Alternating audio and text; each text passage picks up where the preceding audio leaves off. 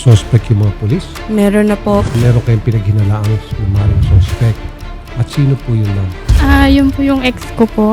Nagbanta po siya, hindi pa po kami nagkakakilala ni John Lee. Papapatay niya daw po yung boyfriend ko pag pag may nakita daw po siyang lalaki ko. Kasi nga po sobrang siloso. Pagmasdan niyo po mabuti ang pagmumukha nito, 150,000. Sino man makapagtuturo po sa kinaroonan nitong si Canton Host para siya ay makuha ng ating otoridad. Kaya kung ako sa iyo, Jomar Sugaw, Canton Host, sumurrender ka na lang. Mukhang good news ata, no? May good news po tayo. Nasa kustudiya na po ng PNP yung suspect po. Ibinalita po sa amin, kaya pinatakbo ko agad doon si Jam, yung aming reporter, para ay kumpirma at mag-interview sa mga kinukulan, maging doon sa suspect kung papayag siya. Police Lieutenant Adam Rialco. Yes sir, good afternoon po, Senator. Nasa kustudiya niyo na po ngayon itong suspect na si Jomar Asugao Cantonhos, na kung saan naglagak po ako ng reward na 150,000 pesos kung sino man ang nakakaalam sa kanyang kinaroonan hanggang siya ay mahuli ng kapulisan. Ano nangyari po, Teniente, sir? Magandang hapon po, Senator. Ang ano po dito po ay meron pong concerned citizen na lumapit po sa amin. Bali, 16 ng gabi po na lumapit sa amin. Tapos umaga po kami nagkasapo ng operation dito para makuha po ito. Okay, saan po siya nakuha, sir? Sa parting Western Bigotan po, sir. Buti naman at hindi nanlaban. Hindi naman po, bali, sorpresa po ang namin, yung pagpasok po namin. At naituro naman kagad ng maayos ng namin ng informant po. So nung mahuli po siya doon sa bahay niya, saan yan? Sa kanto, nagkikipag-inuman? Nasa labas po ng bahay po. Sa labas ng bahay. Ayan. Tapos nung makuha po namin, agad po, nag-withdraw po agad kami ng mabilisan. Dinala po namin sa Station 5. Okay. Inamin niya ba na siya yung nasa warrant? Pag sabi po namin na kasi may dala rin po kami warrant, siya po yun. Sabi niya ako po doon. Siya daw po yan. Okay. So kasi kukumpara nyo dun sa picture na meron kayo on file base sa mga reklamong natanggap ng ating pulis and then yung picture niya ngayon nung siya ay mahuli. Opo. Nandahil din po doon sa social media kaya hindi po na nahirapan po yung Sige po, tulad na pangako, yung 150,000 ibibigay po namin doon sa tipster, yung nag-tip sa inyo. Okay? Opo, At hindi na namin siya kailangan pang makita, no questions asked, baka mamaya mabalikan pa siya. Ayan po, nahuli na. Opo. Ano pong inyo pong nararamdaman ngayon? Masaya po kasi po nahuli siya. So gugulo na po yung kaso. Kaya nagpapasalamat po kami sa inyo. Lalo na po sa inyo, Senator Rapi, kasi po kung di po dahil sa inyo, hindi po siya mahuhuli.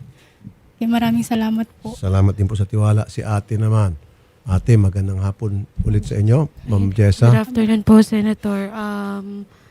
Una-una po sa lahat, gusto ko po personally po, mag-thank you po sa inyo, sir, sa pagtulong po sa amin dahil mas agaran siyang na-actionan. I-take advantage ko na rin po itong opportunity na sa harapan po ninyo na again, buong staff po ng RTIA po, Rafi Tulfo in Action and Wanted sa radyo. Maraming salamat po sa programa nyo. Actually, hindi pa rin po kami panatag since ongoing pa rin investigation. But medyo mas nagkaroon naman po kami ng peace of mind dahil nakakulong na siya. So gusto ko lang rin po sana i-take advantage na itong opportunity na maghihi po sana financial assistance. Since Sige po, sure. nabaon po talaga kami sa utang, sir. Sige po, walang As in, problema. Maraming salamat po. 100% magbibigay po ako ng financial assistance. Thank you so Thank you much, po. sir po. And yun po, ngayon naman po, nakipagtulungan naman po kami kay Miss Jam din po. Nakikipag-coordinate siya sa mga PNP din po. Around po sa location namin sa 13. For our safety rin po kasi may mga, hindi naman siya pagbabanta pero nakakatakot na mga pangyayari. Pero hindi ko kasi tinatakot, ma'am. Hindi ko ginagatukan yung takot. Napaka mapanganib tong taon to. Opo. Kasi hitman siya eh. Opo. Ilan ang napatay niya? Diba? Opo. Gun for hire kung tawagin. Yes po. So professional gun for hire. Yun ang hanap buhay niya, yung pumatay ng tao. Kaya nakikita ko concern ninyo. Kakusapin ko rin po yung kapulisan natin para ma-ensure din po yung inyong safety. Yes, Although nasa kulungan na siya, Yes po. meron tayong kakausapin mga pulis para bantayan po yung seguridad, kasama na dyan yung barangay, etc. Yes po. Okay? And then doon sa salamat. financial assistance, tutulong po ako doon sa inyo. Maraming Thank you, salamat sir. po. Okay. Tiniente? Yes po, sir. Okay. Kunin ko rin po yung inyong assurance. Of course, tatawag pa rin po ako sa inyong COP na pangalagaan yung seguridad nitong mga kamag-anak ng biktima, mga kaibigan. Yes, sir. Nobel po siya, di ba? Kasabig po. Yung ano po, homicide po itong sa unang warrant po. Nahuli po siya sa ibang kaso po na homicide. Kung naaalala nyo, Idol Rafi, sa ere natin last time, may kaso na siya, may existing na warrant of arrest po siya. Oy, okay. Doon po Available siya. ho ba yung kanyang warrant? Opo. Available? Yung unang warrant po, available po yan. Naku. Homicide po. Homicide. Kasi hindi dapat siya yung pagpatay sa Kasi boyfriend po wala ninyo, pa, di pa po hindi pa kasi nakapag-file. na-file eh. Opo. So siya ay nahuli sa bisa ng isa pang warrant warrant. na kung saan siya ay kinakasuhan ng pagpatay din. Opo. So the more na dapat kayo, tiniente, maging maagap na para mabantayan yung seguridad nitong mga complainant namin. Ano po? Opo, sir. Okay. Sige po. Maraming salamat po, tiniente. Opo, salamat po, Senator. Ayan po yung mga na-recover na gamit po niya sa bahay. Kung saan siya po ay nagsusuot po ng mga uniforme po ng pulis. Ayan po, Idol Rafi. At maaari po niya na mag-explain din po no, si Jam. Opo. Hello, Jam. Yes, Idol Rafi, magandang hapon po. Idol Rafi, noong December nga po na matapos po na mangyari yung insidente, pinuntahan po ng Santa Rosa Police Station yung ating investigator, yung bahay ng suspect. Hindi po nila nakita, no? Pero ang na-recover po nila sa bahay, yun nga po yung mga basyon ng baril.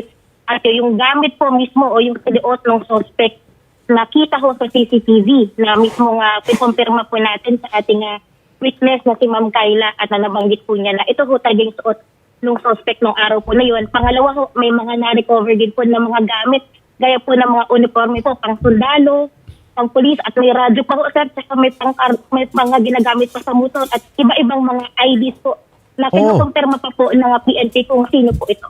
So meron siyang uniforme ng military at uniforme ng police at may mga radyo pa. Talagang professional to.